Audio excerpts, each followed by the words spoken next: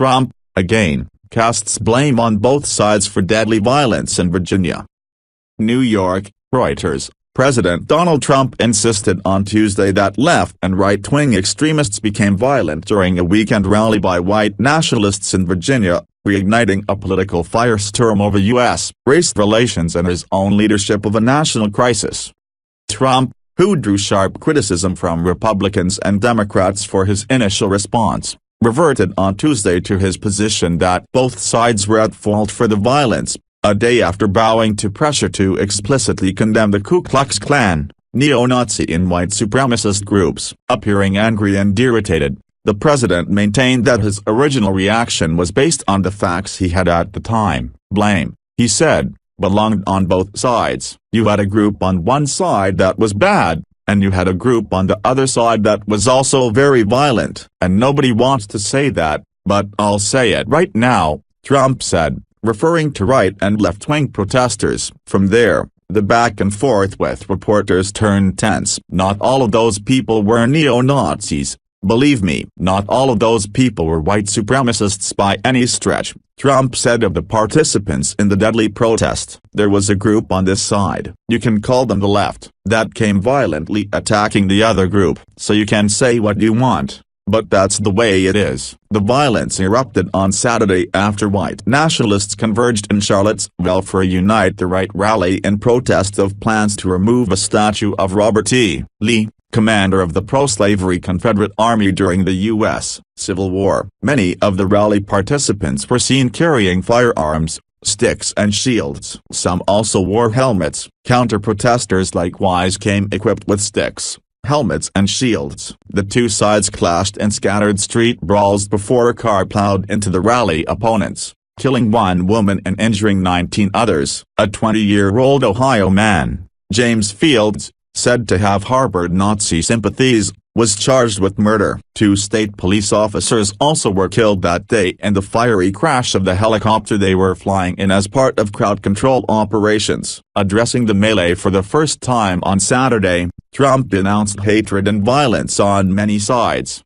The comment drew sharp criticism across the political spectrum for not explicitly condemning the white nationalists whose presence in the southern college town was widely seen as having provoked the unrest. Critics said Trump's remarks then belied his reluctance to alienate extreme right-wing organizations, whose followers constitute a devoted segment of his political base despite his disavowal of them, yielding 2 days later to a mounting political furor over his initial response. Trump delivered a follow-up message expressly referring to the KKK, neo-Nazis and white supremacists and other hate groups as repugnant to everything we hold dear as Americans. Trump's detractors dismissed his revised statements as too little too late. His remarks on Tuesday inflamed the controversy further. Former Ku Klux Klan leader David Duke immediately applauded Trump on Twitter. "Thank you President Trump for your honesty and courage to tell the truth about Charlottesville and condemn the leftist terrorists in BLM,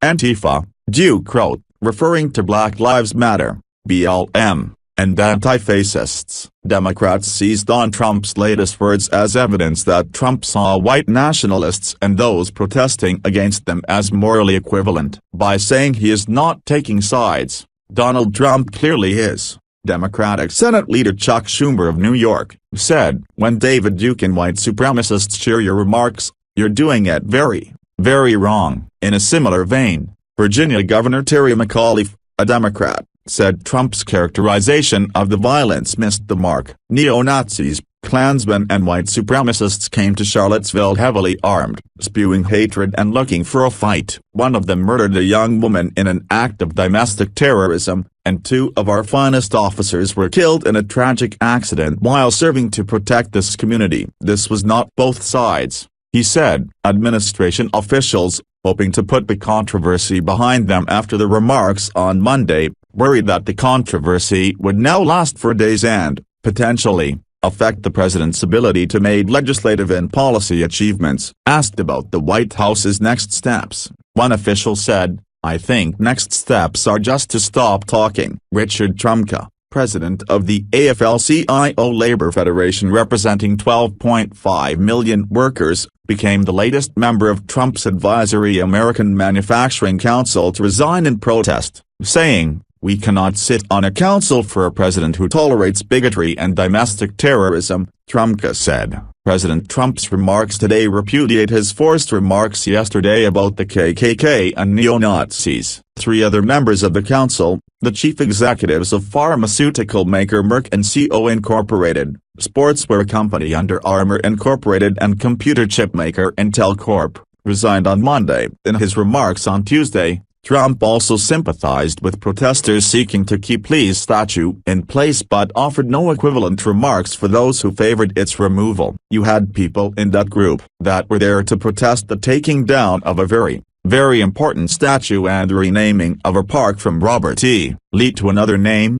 Trump said. Trump also grouped former presidents George Washington and Thomas Jefferson, two of the nation's founding fathers, together with Confederate leaders such as Lee, Jefferson Davis and Stonewall Jackson, who fought to separate Southern states from the Union, noting that all were slave owners. Was George Washington a slave owner? Will George Washington now lose his status? Are we going to take down statues to George Washington? How about Thomas Jefferson? Because he was a major slave owner, Trump said. On Tuesday, Trump explained his initial restrained response by saying, "The statement I made on Saturday, the first statement, was a fine statement, but you don't make statements that direct unless you know the facts. It takes a little while to get the facts." In what became 8 times a heated exchange with reporters shouting questions, Trump said, "You also had people that were very fine people on both sides." He said that while neo-Nazis and white nationalists should be condemned totally, Trump said protesters in the other group also had troublemakers. "And you see them come with the black outfits and with the helmets and with the baseball bats. You got a lot of bad people in the other group too."